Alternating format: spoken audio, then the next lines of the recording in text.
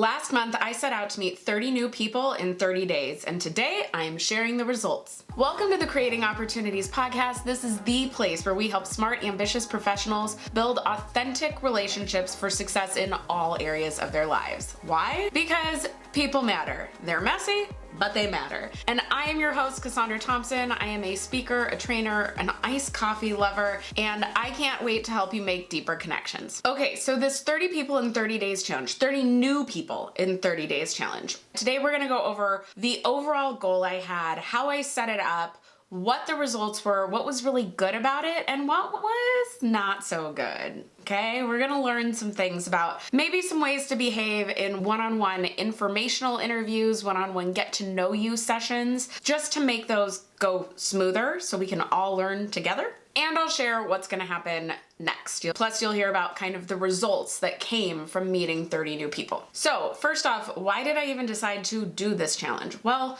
couple of reasons. Number one, there are people I've met here and there in my real life that I've met briefly at an event, but we have not had a chance to go deeper, to learn more about each other, and so I wanted the opportunity to do that. So I'll be honest, I had a couple of calls already lined up. I had been thinking about this challenge, and that kind of gave me a head start of, well, you've already got some people on the calendar, let's add to it. And so the other reason I wanted to do it in terms of people was I wanted to get to know you all better. My audience, I don't like that term, but I don't know what else to call you. My audience, if you will. So, you read what I say and you might comment and we might get to go back and forth there on LinkedIn or maybe Instagram, but that's very few of you. And so I wanted to give the opportunity to meet more of you, to find out who's watching, because I watch a lot of people that I never comment on their stuff. So I figured there were some of you that were the same, and I was right on that. But wanted to get to know you better. The second reason I wanted to do it is because of literally what the name of my company is, One Hello, right? One hello can lead to a million opportunities. I talk all the time about how you don't know what opportunities will come from meeting somebody. Now, granted, I do always try to emphasize one meeting does not mean opportunities come right away, right? That's why we're relationship builders, not one and done people. But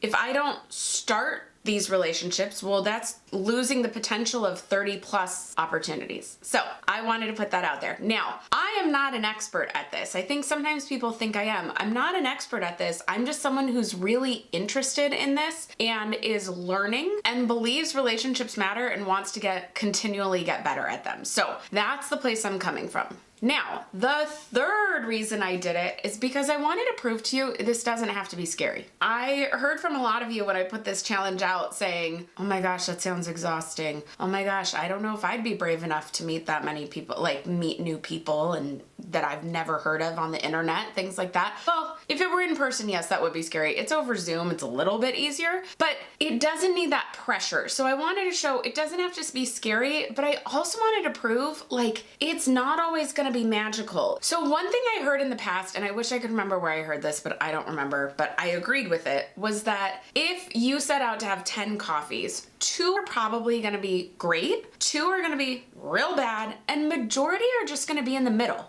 right? You're gonna have a good conversation, that was nice, and move on with your day. And that's fine, because think about it again, that's life.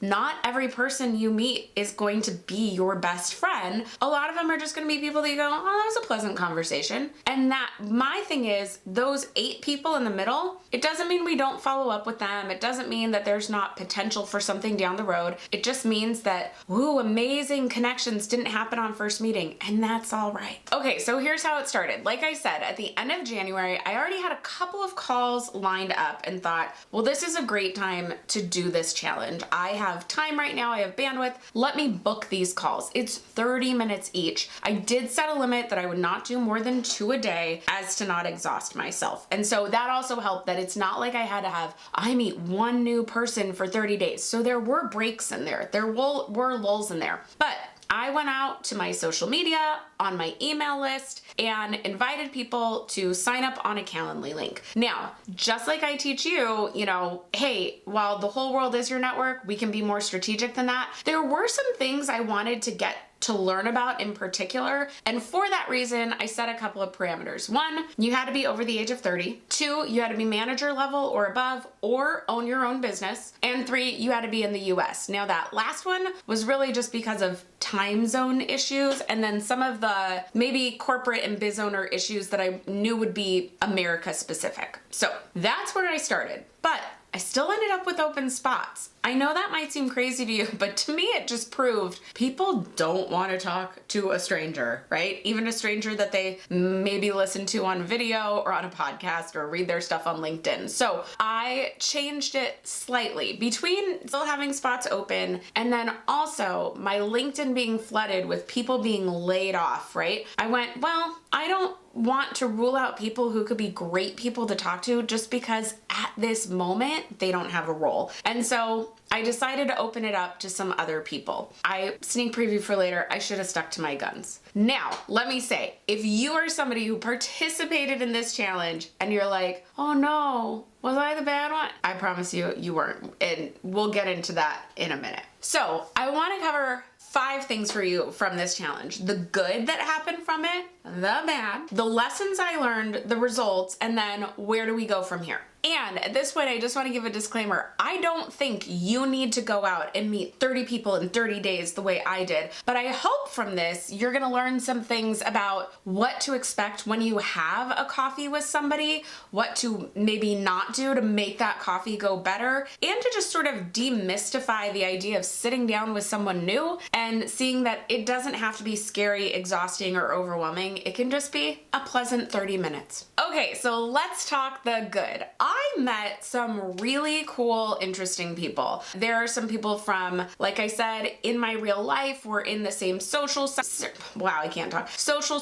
or business circles that I got to know them a little bit better, and that's gonna be really great for when I see them at the next meeting or they're a new person to collaborate with, etc. That was great, but it was also really fun to meet those of you who are on my email list. Also, some of you do some real cool things. Like, I did not know the caliber of people on this list. I knew y'all are smart. I'm not trying to say anything other than that, but it's just fun. I guess more it's fun to now be able to put specific titles, specific companies to the people in my audience instead of just going, oh, these are really smart, career-driven people. That doesn't tell me a whole lot, right? But getting to learn that you work for massive cosmetic companies and massive Bath and Body, it's not Bath and Body Works, but like a Bath and Body cosmetics company, tech companies, VP levels, learning and development, like so many cool things going on. It was really fun to, like I said, just be able to put faces to the names that are receiving my emails and reading them. And these calls truly ran the gamut. Like some calls, it was us diving into things going on at work and how to make situations better, how to deal with, micromanagers. I got to ask questions about their thoughts on remote work, loneliness in the workplace, how they're dealing with that in their company, or if it's even on their radar. That was really great. I got advice about a book proposal. I met with people and talked about video. It was really fun, just kind of the array of different calls I had. And not just the advice I got. I don't want to sound selfish like, oh, I got advice on what I'm working on. Yay, me. It's all me. No. I also got to hear, like I said, hear what's going on in people's work lives and talk about how do we deal with that micromanager? How do you deal with the company went back to in person and I live 2 hours away and now I got to find a new job? We talked about those sorts of things. What do you do when a recruiter's not getting back to you with that compensation package? You made it that far in the interview. So I got to give some help too. Also got to talk business with some people and share things on that end of here's what I've done in my business. Here's some things you might want to look at doing. I loved all of that. Oh, and I even got gifts. Not why I did it, but I got gifts. So that was super fun. But see, saying hello to people creates opportunities. They're not always work related. Sometimes they're just fun surprises, like getting to pick up fun lush treats at the mall. And many of the people I spoke with, I am really looking forward to keeping in touch with. I told a lot of people like, hey, we know each other now. Keep me updated on how things are going. Fill me in on what happens next. I'm invested. So I hope that we have relationships for the future. Okay, now let's talk about the bad. Now, I want to keep this brief, and I'm just going to be very honest that this section is a little hard for me because I understand somebody volunteered to put themselves out there and said they would share with me, right? And I'm not going to talk about, nobody said like bad content. I'm never going to talk about the true specific content that we had in these conversations. That's for us. But I do think there are things we can learn from some of the mistakes people may have made and how they presented themselves. And I will also tell you the mistakes I made in lessons learned. So starting with mild issues. Well, there were some no-shows, and that's just rude. I had to cancel on 2 people same day, but many hours ahead of time because I was having internet issues and would have hated being on the call and it dropping literally every other second. So I canceled. One person and said to reschedule. One person was very nice about it. The other was extremely rude. So I just said, we don't need to reschedule, because that's something you need to remember. Like, I don't think this person and their responses to me was thinking at all about how they were coming across. They clearly weren't. Because if you, instead of just responding in frustration, realized, I've never met this person before and we're supposed to get on a call together and now I'm rude in all my email correspondence, why would I want to get on the call with you, right? Like, it doesn't make sense, and I don't have to do this call, so I'm not going to. So I told them, oh, unfortunately, my schedule's now booked. I don't have time. Because there were already some other clues there that this probably would not be a great call, but that one, the rudeness in the email responses over something I did not have control over in that moment was just too much. And also, y'all, people cancel meetings, okay? People cancel meetings. So you've got to just be okay with that. I've had things canceled and rescheduled many times. You don't need to be rude about it. And now this next one is another one that nobody talks about this, but I think is a mistake, and so let's just learn from it. Some people did not turn their camera on, and it wasn't because they were in a situation where like, oh, my camera feature isn't working. They just go, oh, I look terrible today. I don't want to turn my camera on.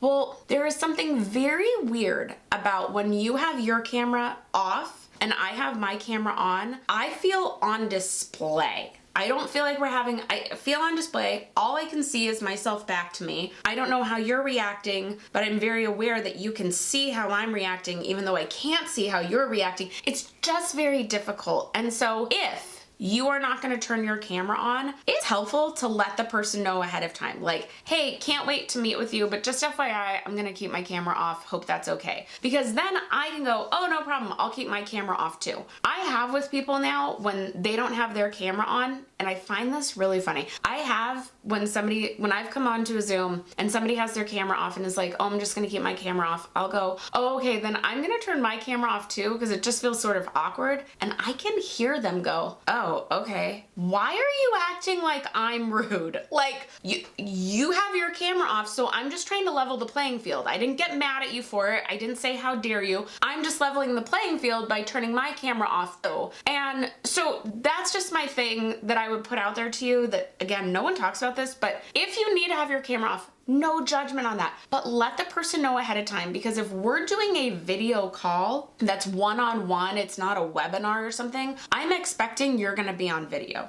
And whoever you're talking to is expecting you're gonna be on video. So keep that in mind. Okay, now we have to get into one call in particular. And this again is where I'm going to say, if you were part of this experiment and you're watching this, just know this is not you, because the person this isn't gonna even recognize it. I think that's how much lack of self-awareness there was. One person just made me feel used. Now, I had said in the Calendly message, hey, be ready to come with an ask. I will have my ask of you too, but this is not a career coaching call. This is a get to know each other call. We're going to get to know each other, not just interview on someone, right? Well, this person got on the call and immediately introduced themselves, immediately said what their problem was, told me that they saw me on LinkedIn, didn't really seem to have watched any of my content, told me they're job searching, that's fine, how they would love to work with me, but they don't have the money, but then proceeded to tell me about money they'd spent on someone else. So that was confusing. And then just told me about their situation and asked question after question about what they should do. What should I do about this? What should I do about that? Well, do you think this is what people are doing now on resumes? Well, is this what I should do with an interview? Well, should I put this on this section? This person said I should put it. Should I put? And then when I would try and give advice, right? When I'd start to answer a question, I would get interrupted to tell me what somebody else told them to do and then ask the same question again. It just felt really uncomfortable, and it didn't feel like they were getting to know me, because they weren't. There was not one question about where I live. There was not one question about what I do. There was not like, why did you decide to do this? Like, a lot of people came on these calls, a lot of people from video, like, right, who've watched me on stuff or seen LinkedIn, said, how did you end up doing this? Or thank you about this content. Where did that come from? Right? Something about me too. Please remember, I'm not trying to make it all about me. I asked them questions too. This person didn't even give me a chance to ask them a question of what I was curious about them. They just went, these are my needs, these are my needs. I'm gonna ask about what I wanna ask about, and that's it.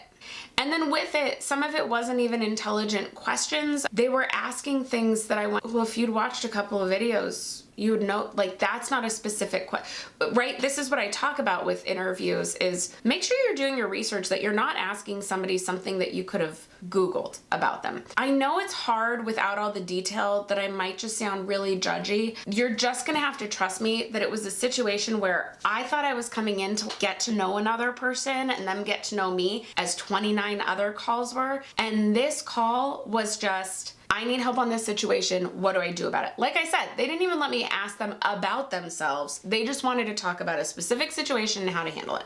And that was really hard. So this is your reminder, don't be a user, right? If you do an informational interview with somebody, I talk about this all the time. I'm just gonna talk job seeker for a second, but this goes to anybody. If you go to meet somebody, yeah, do some research on them ahead of time. Have some questions you wanna ask about who they are, what they do, etc. But hopefully it shouldn't be an interview, and allow it not to be an interview, that there's time to talk back and forth. And also, don't overstep and ask somebody things that maybe are too related to what they get paid for, that it feels like you're trying to use them for free advice. Let me remind again, there were other conversations where we were just talking, I was getting to know them, they were getting to know me, we're talking about their work life, and they're like, yeah, this is what I'm dealing with right now. And of course I'm gonna go, oh, well, hey, I have some thoughts on that. What do you think about doing this? Or they start getting coaching or career advice or something from that. But they didn't push to find it. They just were open to a conversation, and then it led to that spot. This was very forced, which is why I felt used. I've now over-explained this far too long, but I know some of you are just gonna be really mad at me for it, and I need to just let that go, because I know it was not a good conversation. I felt really used after it. This person acted like a taker, and no one wants to feel taken. But here's the thing, out of 30 calls, there were 2 kind of poor ones. Pretty sweet to me. Not that bad, right? The rest, I'd say, were like, there were probably 5 to 8 that were like really good, and the rest, like I said, were probably in the middle. But that doesn't mean I don't want to keep up with those people. It doesn't mean that down the road we couldn't have stronger relationships, or there's something they said that I'm gonna go, oh yeah, remember when that person said that? I should follow up with them. They're the person I should go to learn more about that thing. Like, still fine. Okay, so lessons learned. Interestingly, I'm going to give 2 sides of the same coin on the first lesson. Part of it is for me as the one setting up these calls, so that's one side, and then the other is for if you ever get the opportunity to talk with somebody this way. You'll see what I mean as we go through this. So number 1, I should have stuck to my boundaries. When I opened things up, that's when I started getting more people who were just looking for free help, not really caring about getting to know each other, but just wanting free help. And that was not the point of these calls, and that was made very clear. What I should have done instead was, there were some people who said, oh, I would love to meet with you, but I don't fit the parameters. And I had seen their stuff on LinkedIn, they responded in comments, I could see who they were, and so I just sent them messages and said, you know, hey, here's the Calendly link, you can still sign up. I should have done it on a case-by-case basis of who is an exception instead of just kind of going, oh yeah, let me bend the rules, so that I would change. Now on the flip side, shoot your shot. Because what I found really interesting was quite a few of the first people who booked calls were very transparent that they did not meet one of the requirements, but they said it anyway. So I forgot to say, one of the requirements was works in a company or corporation, not government or education, okay? And so like one guy still sent his stuff in and said, hey, I work for this, which is technically government, but here's why I think we should still talk. And I went, okay, great. Not gonna cancel the call. Another person said, hey, I do this thing. Similar message, right? Don't have to go through them all. One person lived in Canada, technically not America, but that's okay, right? Like, she just went, I don't think I'm what she's talking about. It's fine. And I could see it and go, it's fine. So I kind of think that goes even to jobs. Like if there's something that you think you're a fit for, that you think you have, you want to speak to that person, you have value to contribute as well, and you want to chat, shoot your shot. Honestly, that balance of being open and yet also having boundaries, I think really just comes down to a gut thing. And my gut was I shouldn't have opened things up as much as I did.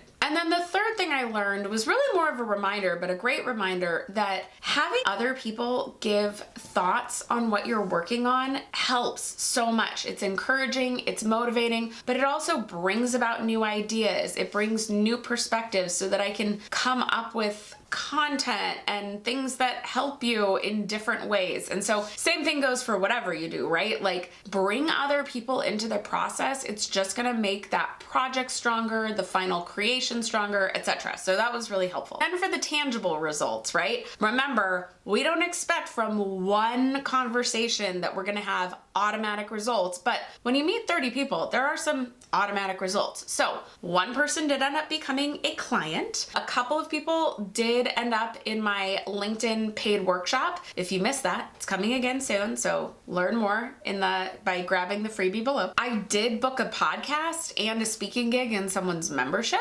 There's a possibility of collaborating with someone's company on training around LinkedIn for their members. So another possible opportunity. And then of course, there's a lot of people who are now great leads to, be referrals for other clients down the road. So who knows, but look, those are some pretty nice results. And again, gifts. Yay. And then where do we go from here? This was a question someone asked when I was like, hey, what do you want to know about this challenge? Somebody said, what happens next with these folks? Well, hopefully we stay in touch. It's going to be the same as a lot of things with a one-on-one relationship. Some people you really hit it off with and you bounce ideas off of immediately. A couple of these people we've already emailed again, or we've DM'd each other or sent each other recommendations. But just like I talk about in building relationships and not all being your best friend, some of these people are people that I greatly enjoyed talking to, and I'll probably check in 6 months. Or if they want to check in with me in 6 months, I'm not going to be offended they didn't email sooner, but at least we know each other now, we're on each other's radar, and we can help in the future. That I would say is going to be 95% of the people in this group are going to be people, not that they're 6 month people, are going to be people I want to follow up with in some way and keep building some sort of relationship.